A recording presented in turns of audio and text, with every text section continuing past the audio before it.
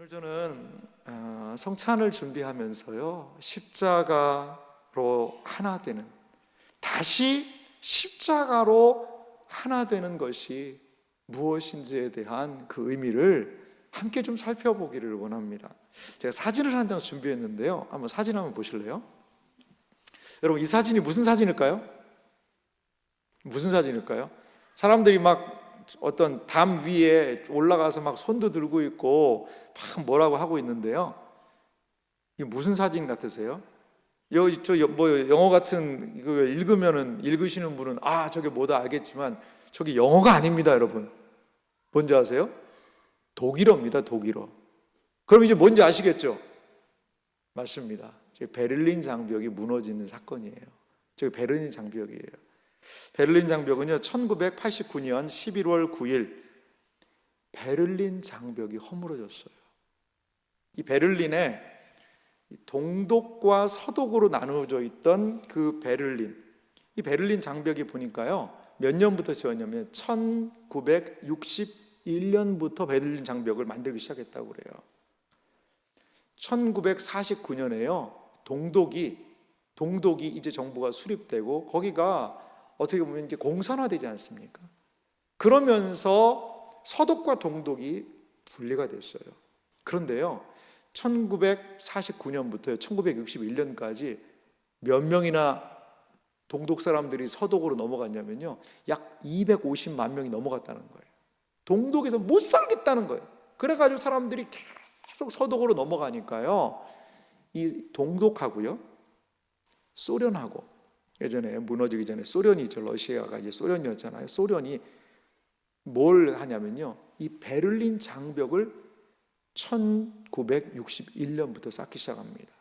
그래서 베를린이요, 양분되었잖아요. 베를린 도시만 해도요 43km, 그리고 베를린 장벽 전체가요 얼마나 길이가 되냐면 155km라는 거예요. 그렇게 엄청난 장벽을 쌓아서 철저하게 동독 사람들이 어디로요? 서독으로 못 넘어가게 한 것이 바로 베를린 장벽, 분단의 상징인 그 장벽이었습니다. 이 베를린 장벽이요, 그래도 많은 사람들이 목숨을 걸고 이 베를린 장벽을 넘어갔다고 그래요. 그 기간 동안에 61년에서부터 89년까지요, 그 장벽을 넘어가다가요 136명이요 죽었대요. 총에 맞아가지고 경비원들이 총을 쏴서 사람들을 죽인 거죠. 그래도 많은 다수의 사람들은 그 장벽을 넘어갔다라고 합니다. 그런데 1989년 11월 9일 베를린 장벽은 허물어졌고 1990년 10월 3일 독일은 역사적인 통일을 이루었습니다. 분단의 상징이던 이 베를린 장벽은 무너져 버렸고 이제 둘로 쪼개졌던 나라가 하나가 되었다는 거죠. 지구촌 유일의 분단 국가는 어느 나라일까요? 우리나라예요. 우리나라 군사 분계선이 얼마나 길이가 될까 제가 한번 찾아봤더니요, 238km더라고요. 우리나라도요, 철조망을요, 이 동해에서부터 서까지요 238km의 분단의 철조망을 그렇게 쳐놓고 이 나라가 남과 북으로 나뉘어진 지가 여러분 너무나도 오랜 시간이 지나고 있지 않습니까? 사랑하는 성도 여러분, 하나님께서 이 분단된 조국을 우리의 생각과 지혜로는 결코 하나가 될 수 없는 이 분단된 조국을 독일이 하나 되는 것처럼 우리도 하나가 될 날을 속히 허락하시기를 주님의 이름으로 간절히 소망합니다. 우리 그리스도인들은요, 그걸 기도해야 돼요. 나뉘는 것은 하나님이 기뻐하시는 일은 분명히 아닐 거예요. 그렇습니다. 장벽이 무너지는 것은 역사적인 일이에요. 장벽이 무너져야 진정한 하나됨을 이룰 수가 있습니다. 그런데요, 성경 말씀을 보면 장벽을 만드는 요소가 있어요. 그것이 무엇입니까? 바로 죄입니다. 죄는 장벽을 만들어 놓는 거죠. 무엇을요? 하나님과 인간 사이에 장벽을 죄는 만들어요. 죄는 무엇을 만듭니까? 인간과 인간 사이에 또한 장벽을 죄는 만들어 놓더라는 것이지요. 장벽을 무너뜨리는 힘, 이 죄의 장벽을 무너뜨리는 힘은 과연 어디 있을까요? 그것은 바로 십자가라는 것입니다. 십자가는 이 장벽을 무너뜨리고 우리를 하나로 만드셨음을 여러분 믿으시기 바랍니다. 먼저 십자가의 하나됨은 무엇을 통하여 이루어지느냐? 오늘 성경 말씀 보니까요, 유대인과 이방인의 벽을 허물면서 십자가는 하나를 만들더라는 것입니다. 여러분, 그 당시 유대인과 이방인은요, 철저하게 구분된 존재였어요. 우리야 이 말이 잘 느껴지지가 않아요. 그래서 이 말을 대수롭게 생각하지 않을 수 있지만, 그 당시 유대인들에게는요, 이방인과 하나가 된다는 것은요, 충격적인 일이었습니다. 에베소서 2장 16절은 이렇게 말하죠. 또 십자가로 이 둘을 한 몸으로 하나님과 화목하게 하려 하심이라. 자, 십자가로 이 둘을 한 몸이 된다, 이런 표현이 있어요. 이 둘이 누굴까요? 누구와 누구를 상징하는 것일까요? 에베소서 2장 위에 보면 13절에 이런 구절이 있습니다. 제가 말씀 준비했는데 한번 보십시오. 이제는 전에 멀리 있던 너희가 그리스도 예수 안에서 그리스도의 피로 가까워졌느니라. 아멘. 자, 여기에 이 말씀을 자세히 보면요, 이제는 전에 멀리 있던 너희가, 이 전에 멀리 있던 너희는 누구냐면 바로 이 에베소서를 받아든 에베소에 있는 이방인 그리스도인들이었어요. 그들은 이방인이었죠. 이방인인 너희가 그리스도 예수 안에서 그리스도의 피로 가까워졌다는 거예요. 누구랑 가까워졌냐는 거죠. 우리는 생각할 때 하나님하고 가까워지지 않았나? 물론 그것도 맞습니다. 그런데요, 성경 말씀 보면 유대인 그리스도인과 이방인 그리스도인을 하나로 만들고 이 둘이 하나님께로 나아간다라는 개념을 이야기를 하고 있어요. 왜? 무엇 때문에? 이방인과 유대인이 너무나도 물과 기름처럼 갈라져 있었기 때문에 그렇습니다.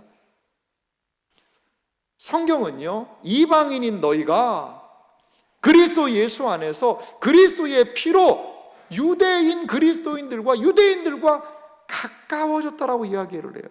자, 어떻게 이것이 가능했느냐? 에베소서 2장 13절 다음에 14절은 이렇게 말합니다. 그는 우리의 화평이신지라. 왜냐하면 그는 우리의 화평이시기 때문에 그렇다는 거죠. 둘로 하나를 만드사 이방인과 그리스도인을 하나로 만드사 원수된 것 곧 중간에 막힌 담을 자기 육체로 허시고.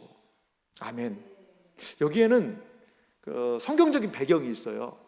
그 당시에 성전 안에는요, 여러 뜰들이 있었어요.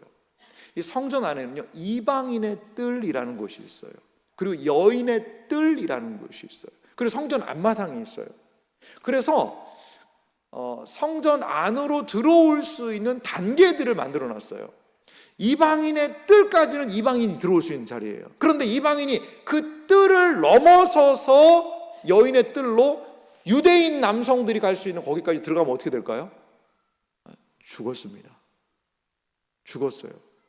거기에서 죽을 수밖에 없다는 거예요. 그래서 이방인의 뜰을 구분하는 담 안에 이방인이 이 담을 넘는 즉시 그는 죽임을 당할 것이다라는 경고 문구까지 기록되어 있다는 거죠. 그러니까 유대인과 이방인은요, 하나가 될 수 없다는 거죠. 그 당시에 랍비들은 너무나도 심한 이야기까지 했어요. 물어봤대요. 그렇다면 하나님이 왜 이방인을 만드셨느냐? 하나님이 왜 이방인을 만들어서 우리 유대인만 구원 있고 유대인의 우리만 구원받으면 되는데 이방인을 만드신 이유는 뭐냐? 라고 하니까, 아니 우리만 있으면 얼마나 재미가 없냐. 그래도 이방인들이 좀 있어야 우리가 그들을 부려먹기도 하고 좀 재미있을 거 아니냐.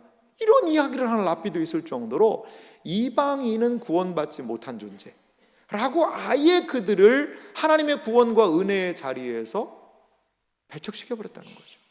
이것이 그 당시에 상황이고 분위기였다는 거죠. 그런데 오늘 성경이 뭘 얘기하죠?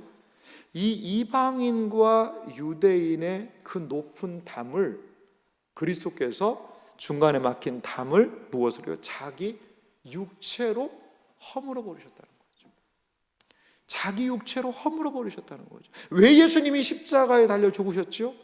이방인과 유대인이 주님 안에서 하나가 되기 위해, 그 둘이 하나가 되기 위하여서 예수 그리스도께서 십자가에 죽으셨다라고 오늘 성경이 이야기를 하는 것입니다. 그러면 이들은 어떻게 될까요? 에베소서 2장 18절 말씀은 이렇게 말합니다. 같이 읽어보겠습니다.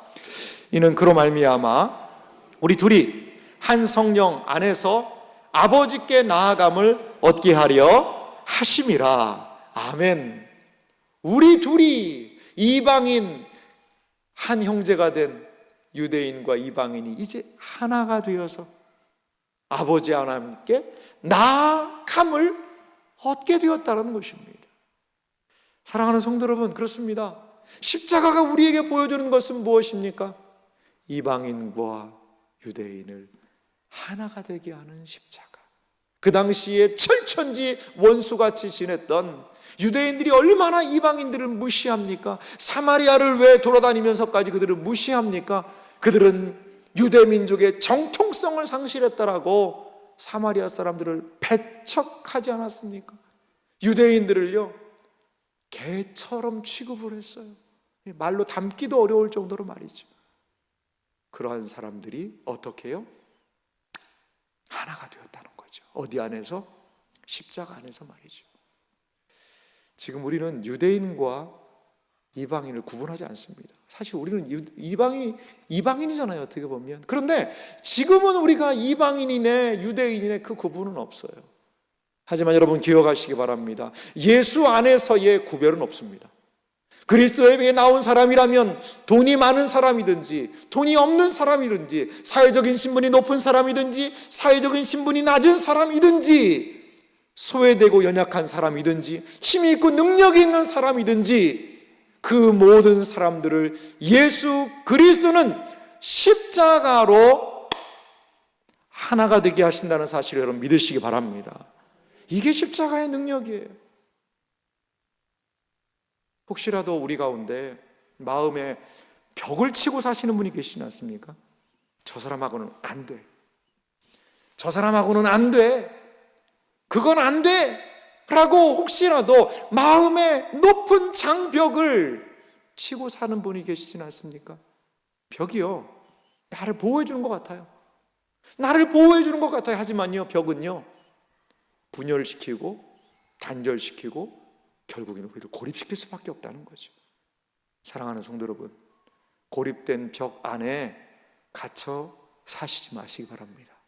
십자가를 붙들고 십자가 안에 있는 예수의 생명으로 말미암아 그 모든 막힌 담들을 허물어 버리고 예수 그리스도의 새 생명을 주는 진정한 하나됨만으로 나아갈 수 있는 여러분들이 되시기를 주님의 이름으로 축원합니다. 십자가의 하나됨은 이방인과 유대인, 우리의 모든 차별을 철폐하고 우리를 하나로 만듭니다. 또 하나 십자가의 하나됨이 우리에게 보여주는 것이 있는데 그것은 하나님과 화목을 이루게 하신다는 것입니다. 십자가는 이방인과 유대인을 하나 되게 했어요. 그러나 그 하나됨은 단지 사람과 사람과의 화해로 끝나지 않습니다. 더 놀라운 일은요, 죄로 인해 단절되었던 하나님과 인간과의 그 사이에 그 장벽까지도 십자가가 허물었다는 사실입니다. 이제 우리는 두 번째 하나됨을 보게 됩니다. 그것은 바로 하나님과의 화목입니다. 오늘 에베소서 2장 16절 말씀을 다시 한번 보실래요? 또 십자가로 이 둘을 한 몸으로 하나님과 화목하게 하려 하심이라. 원수된 것을 십자가로 소멸하시고. 아멘. 십자가가 우리에게 보여주는 화목은 무엇입니까? 그것은 바로 하나님과 죄로 인하여 단절됐던 그 관계를 화목하게 하신 것이라는 것입니다. 이제 십자가는 하나님과의 진정한 화목을 이룹니다. 하나님과 원수되었던 우리, 하나님을 마음으로부터 거부하고 하나님을 원망하고 하나님을 향한 그 적대감들을 제거하고 하나님과의 진정한 화해가 가능하게 된다는 것입니다. 많은 사람들이요, 뭐가 있냐면요, 사실 하나님이 그 사람들한테 잘못한 게 하나도 없는데도 불구하고요, 하나님을 너무 싫어해요. 여러분, 그게 참 놀라운 일이에요. 예수님 안 믿는 사람들을 좀 보면은요, 물론 뭐 그렇지 않은 사람들도 있을 수 있습니다만, 안티 기독교, 지금은 뭐 이 사람들이 여러 다양한 모습으로 활동을 합니다만, 아니 하나님이 뭘 그렇게 그 사람들한테 잘못을 했을까요? 그러니까 기독교에 대해서 죽으라고 비판을 합니다. 그냥 하나님이 싫대요. 여러분, 그들이 그렇게 하나님을 거부하는 이유는 뭐죠? 그것은 바로 죄 때문에 그래요. 죄는 하나님에 대하여서 적의에 대한 상징이 바로 죄예요. 하나님과 원수됨이 일어나는 거예요. 하나님이 그냥 싫은 거예요. 말씀이 싫은 거예요. 기독교가 싫은 거예요. 그러니까 그들의 적의가 죄로 말미암는 적의가 그 속에서부터 드러나게 된 거죠. 하나님을 떠난 사람들은 하나님께 죄송하고 하나님께 늘 피해 다니고 하나님 죄송합니다, 이게 아니로요, 당당합니다. 당당해요. 하나님을요, 하나님에 대한 죽음을 선포하기도 하고요, 하나님이 안 계시다라고 이야기도 하고요, 여러 가지 많은 부분에서 하나님을 조롱하기도 합니다. 아마도 천국은 없을 겁니다. 여러분, 인생을 마음껏 즐기세요. 이런 버스 기사 문구를 만들어 놓으면서 신앙생활하는 사람들을 조롱해요. 기독교 신앙 조금 있으면 없어질 겁니다. 찰스 도킨스가 그런 얘기를 하더라고요. 좀 있으면요, 뭐 자기가 2020년 넘어가면 기독교 아예 없어질 거다, 이런 얘기를 했는데요, 조금 있으면 그분이 없어지시게 생겼어요. 아직 안 들어가셨던데. 교회는 더 왕성하게 일어나지 않습니까? 하나님에 대한 적의가 있는 거죠. 이것이 바로 죄가 가져다준 하나님과의 단절의 모습이에요. 그런데 우리는 어떻죠? 우리 마음 가운데는 하나님에 대한 사랑이 생겼어요. 감사가 생겼고요, 은혜가 생겼고요, 그 하나님의 말씀을 들으면요, 그것이 감격이 돼요. 무엇 때문에 이게 가능한 거죠? 어떻게 그 교회 밖에 있는 사람들이나 우리나 똑같은 사람인데도 불구하고 우리 안에 왜 그러한 마음이 생기게 된 거죠? 오늘 성경 말씀이 그걸 알려줘요. 그 이유를. 무엇 때문에? 십자가 때문에. 십자가는 우리 마음 가운데 있는 하나님과 원수됨, 하나님에 대한 적대감을 사라지게 하고 하나님과의 진정한 화목과 화해를 이루셨다라는 것입니다. 로마서 5장 10절은 우리에게 이렇게 이야기를 합니다. 다 같이 한 목소리로 읽어보겠습니다. 곧 우리가 원수 되었을 때에 그의 아들의 죽으심으로 말미암아 하나님과 화목하게 되었은즉 화목하게 된 자로서는 더욱 그의 살아나심으로 말미암아 구원을 받을 것이니라. 아멘. 사랑하는 성도 여러분, 이 로마서 5장 10절의 말씀이 우리의 상태를 얼마나 잘 요약해주고 있습니까? 우리가 원수 되었을 때에 그의 아들의 죽으심으로 말미암아 하나님과의 화목이 이루어진 줄 믿으시기 바랍니다. 그래서 그분을 이제 믿음으로 말미암아 우리에게 하나님과의 화해가 화목이 이루어지고 하나님의 구원이 우리에게 이루어졌다는 이 사실을 여러분 믿으시기 바랍니다.